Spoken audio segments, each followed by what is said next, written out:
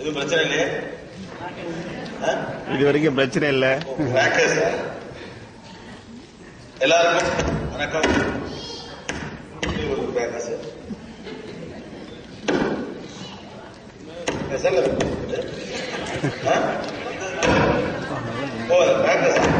டெக்னாலஜிக்கா பண்ணுவீங்க.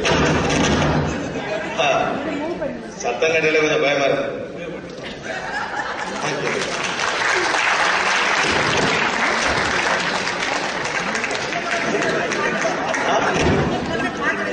எந்த பக்கத்துல இருந்து வந்தாலும் எப்படி நிற்கும்?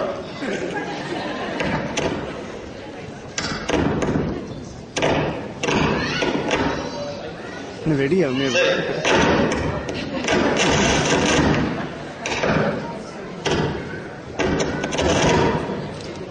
டெக்னிக்கல் பிரச்சனையா? உண்மையாவே பட்டாசு வெடிக்கிறோம். நீங்க வரதுக்காக பட்டாசு வெடிக்கிறோம் நாங்க. பட்டாசு கண்டிப்பா கண்ணில் கட்டாம முடிஞ்சு நினைக்கிறேன். ரொம்ப சந்தோஷம். ஆக்சுவலா நியூ ஜெர்சி கொஞ்சம் பர்சனலா பிடிக்கும். நியூ ஜெர்சி உனக்கு என்ன கேக்குதா? அந்த மைக்கு சரி வாக்கு பட்டாசு நிறுத்திவிட்டு இந்த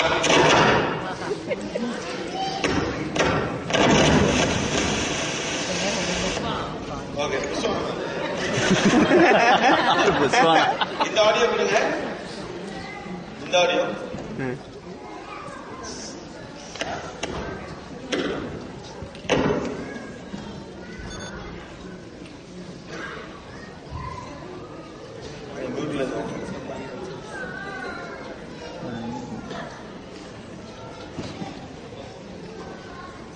கேக்குதா? உங்களுக்கு கேக்குதா? இப்ப கேக்குதா? ஐக்கு கேட்கறதுக்குள்ளே ஒரு பிரச்சனை.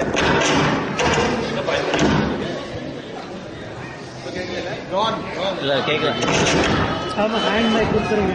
Hand mic just give him the hand mic. It's okay, you can hold the mic.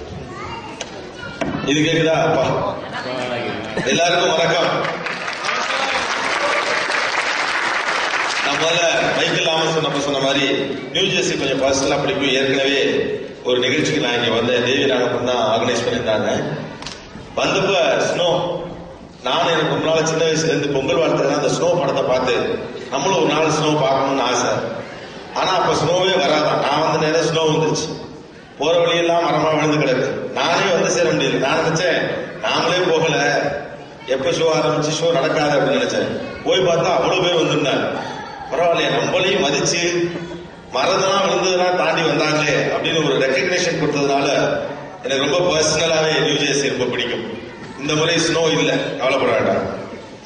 So இரண்டு பக்கம் அரங்கு நிறைந்த கூட்டமா இருக்கு. நமக்கெல்லாம் எங்கேயுமே இடம் கிடைக்காது இருக்கு. இல்ல கீழே இடம் இல்லட்டு எல்லாம் மேல வந்துட்டீங்களா? எனக்கு புரியல. சோ இந்த பக்கம் என்ன, யாராவது கரெக்டா தலை சொல்லுங்க பாப்போம். வர அதெல்லாம் டைலூட் ஆகுறது, தளர்கிறது. கரெக்டா யாராவது தலை சொல்லுங்க. நீங்க சொல்லுங்க. தலைப்பு வர வர வர வர வர வர தமிழ் கலாச்சாரம் தளர்கிறதா வளர்கிறதா? அமெரிக்காவில் என்ன சொல்லுங்க? அமெரிக்காவில் தமிழ் மைக் வச்சிருக்க மட்டும் சொல்லுங்க. 4 கண்டிஷன் தான். மைக் இல்லாம பேசாதீங்க. மைக் இல்லாம உலகத்துல எந்த நாட்டில் பேசினாலும் கேட்காது. தனியா தான் பேசிட்டு இருக்க மாதிரி இருக்கும். 2வது, ஒருத்தர் மைக் ஷேர் பண்ணிக்கங்க. ஓகே, நிறைய பேர் இருக்கு அதனால. 3வது விஷயம், ஒருத்தர் பேசல அவர் திட்டாய் ஹலோ அப்படின்னு சொல்லக்கூடாது. நீங்க எந்த ஊரா இருந்தாலும் சரி, தலைப்பு கரெக்டா சொல்லுங்க. அமெரிக்காவில் தமிழ் கலாச்சாரம் வளர்கிறதா தளர்கிறதா? பாயிண்ட் எல்லாம் நோட் பண்ணிக்கங்க. இது வச்சுதான் இருக்கு. அடுத்த கொடுங்க, தலைப்பு சொல்லுங்க. அடுத்த தலைமுறை அமெரிக்காவில் வளர்வதால் நமது கலாச்சாரம் வளர்கிறதா தளர்கிறதா? பக்கத்துல கொடுங்க. அடுத்த தலைமுறை அமெரிக்காவில் வளர்வதனால் நமது கலாச்சாரம் வளர்கிறதா தளர்கிறதா? உண்மையாவே இந்த தலைமுறை தான் கரெக்டா சொன்னாங்க. அடுத்த தலைமுறை அமெரிக்காவில் வளர்வதால் நம்முடைய கலாச்சாரம் வளர்கிறதா தளர்கிறதா அப்படிங்கிறதா டாபிக். எது கேட்டேன் அப்படின்னா மையமா ஒரு லைன், தளர்கிறது வளர்கிறது மட்டும் மட்டும் வச்சுக்கிட்டு தளர்றதா பேசுறது, வளர்றதா பேசுறதா பேசக்கூடாதுன்னா தலைப்பு கேட்டேன். ஓகே, இங்கிருந்து ஆரம்பம். மைக்குங்க அந்த முனையில இருக்கா, பரவாயில்ல கொடுங்க. Ladies first.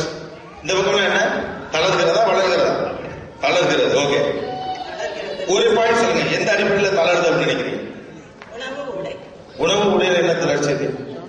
உணவு உடையில நிறைய சேஞ்சஸ் அடுத்த ஜெனரேஷன் போட்டோம். தளர்வுன்னு எந்த அடிப்படையில் சொல்லுங்க, என்ன டைவர்ஷன் இருக்குன்னு நினைக்கிறீங்க? மாறுகிறது. மாறத்தானே செய்யும். கிராமத்துல இருந்து சென்னைக்கு வந்தாலே மாறுது. அப்புறம் அமெரிக்காவுக்கு வந்தா மாறாம என்ன பண்ணும்?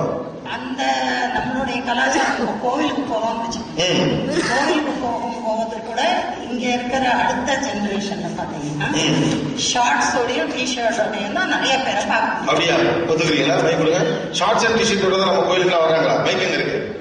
இந்த பக்கம் மைக்கே இல்லையா? என்ன வளருதுங்கிறீங்க, ஒன்னையும் நான் மைக்கு கூட இல்லை உங்கள்கிட்ட.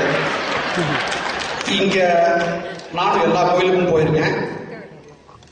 இந்தியாவில் தாவணி கட்டுற பழக்கமே கிடையாது. இங்க இருக்கிற நியூஜெர்சியில பெண்கள் குழந்தைகள் தாவணி கட்டிக்கிறாங்க. தாவணி கட்டிட்டு கோவிலுக்கு போறாங்க. அவங்க எந்த கோயிலுக்கு பார்த்தாங்க தெரியல. நான் எல்லா கோயிலுக்கும் போயிருக்கேன். அது இந்த ஷார்ட்ஸ் போட்டு அது எங்க கோயில்? ஷார்ட்ஸ் போட்டு கோயில் கோவிலுக்கு தாவணி கட்டி கொண்டு போவதால் வருகிறதா? அது வெறும் ஃபேஷன் மாதிரி இன்னைக்கு மைக் பக்கத்துல வச்சு, மைக் பக்கத்துல வச்சு. அதனால நான் என்னுடைய விருப்பத்துக்கு தகுந்தாற் போல நான் ட்ரெஸ் பண்ணிட்டு போறேன்னு சொல்றாங்க. கோவிலுக்கு போறதோ அதுவோ பிரச்சனை இல்லை. இனம், மதம், மொழி, நடை, உடை, பாவனை, கலைகள் எல்லாவற்றையும் சேர்த்து ஒருங்கிணைத்து பார்த்தால் கலாச்சாரம் வளர்ந்துதான் போய்கொண்டிருக்கிறது. தாவணி கட்டிட்டு போறது ஒரு ஸ்டேட்மெண்ட். ஒரு நாள் தாவணி கட்டுறதுனால தமிழ் கலாச்சாரத்தை காப்பாற்ற முடியாது அப்படிங்கிறது அவங்க பாயிண்ட் ஆஃப் வியூ. சோ உணவு, உடை, கலாச்சாரம், பண்பாடு இப்படி எல்லாத்தையும் ஒருங்கிணைத்து பார்க்கிற போது தளர்ந்து கொடுப்பதாக நம்புகிறீர்கள். எந்த ஒரு விஷயத்துல ரொம்ப தளர்ந்துட்டு தான் நினைக்கிறீங்க? கலாச்சாரம், மொழி தான் ரொம்ப முக்கியமான. மொழி இப்ப எனக்கு 9வது படிக்கிற பையன், அவனுக்கு நல்லா தமிழ் தெரியும். ஆனா கூட பேச மாட்டான், தமிழ் திருப்பி பேச மாட்டான். பேசும்போது நான் தமிழ்ல பேசினா கூட இங்கிலீஷ் தான் பேசுவேன். அந்த மாதிரி மொழி அடுத்த உடை, பண்பாடு, மொழி, வேற என்ன தளர்கிறது? ரொம்ப சம்பிரதாயம் சொல்லலாம். இப்போ சம்பிரதாயம்னாக்க இப்போ தீபாவளி இதெல்லாம் வருது. அதுல என்னென்ன பண்ணணும், எதுக்காக பண்றோம், அட்லீஸ்ட் எதுக்காக பண்றோம் தெரியலனா கூட எப்படி பண்ணணும் அப்படிங்கிறது இந்த ஜெனரேஷன்ல ஓரளவு தெரிஞ்சு வச்சிருந்தாலும் அடுத்த ஜெனரேஷன் வரும்போது அவங்க இல்ல அடுத்த ஜெனரேஷன் வந்தோட வரது இப்படி உறுதியா சொன்னீங்க, தெரியவே இல்லை. நீங்க எல்லாம் அமெரிக்கால இருக்கீங்க, கரெக்டா உங்களுக்கு சம்பிரதாயம் தெரியுமா இல்லையா? உங்களுக்கு தெரியுதா இல்லையா? எனக்கு ஓரளவு தெரியுங்களா? அது